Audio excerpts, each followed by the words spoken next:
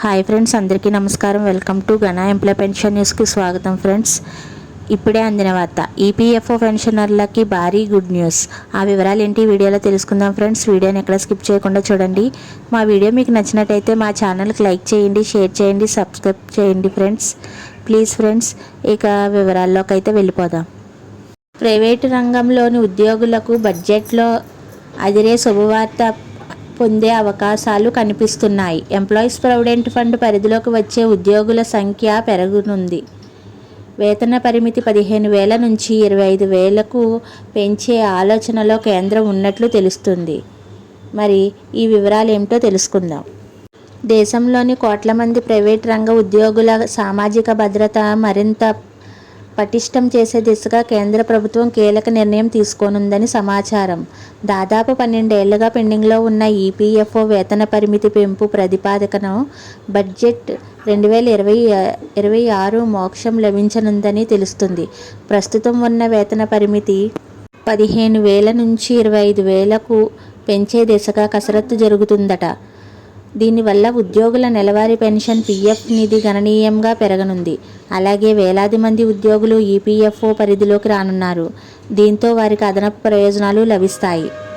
ఉద్యోగుల భవిష్య నిధి సంస్థ వేతన పరిమితిని చివరిసారిగా 2014లో సవరించారు. 6,500 నుంచి 15,000 వరకు పెంచారు.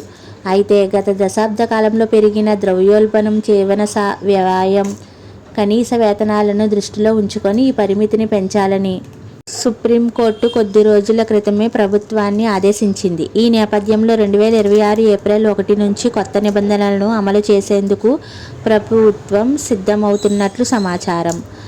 అదే జరిగితే చాలామంది ఉద్యోగులకు ప్రయోజనం కలగనుంది. వేతన పరిమితి పెరిగితే ఉద్యోగి యజమాని చెల్లించే నెలవారీ విరాళాలు పెరుగుతాయి. చక్రవడ్డీ ప్రభావంతో ఉద్యోగి పదవీ విరమణ చేసే సమయానికి చేతికి వచ్చే మొత్తం భారీగా పెరుగుతుంది.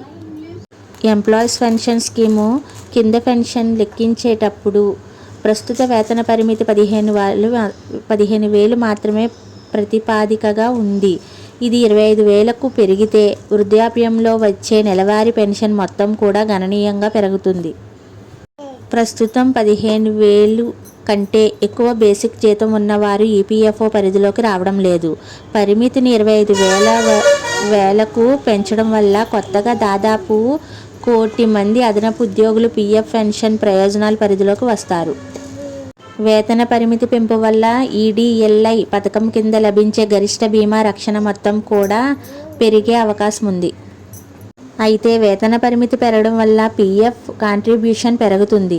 దీనివల్ల ఉద్యోగుల చేతికి వచ్చే జీతం స్వల్పంగా తగ్గే అవకాశం ఉంది. అయితే ఇది దీర్ఘకాలిక పొదుపు పెన్షన్ ప్రయోజనాల దృష్ట్యా ఉద్యోగులకు లాభదాయకమేనని ఆర్థిక నిపుణులు చెబుతున్నారు. వచ్చే నెలలో జరగనున్న సెంట్రల్ బోర్డ్ ఆఫ్ ట్రస్టీస్ సమావేశంలో ఈ ప్రతిపాదనపై తుది నిర్ణయం తీసుకోనున్నారు. బడ్జెట్లో దీనిపై అధికారిక ప్రకటన వస్తే మధ్యతరగతి, తక్కువ వేతన జీవుల ఆర్థిక భవిష్యత్తుకు పెద్ద భరోసా లభిస్తుంది.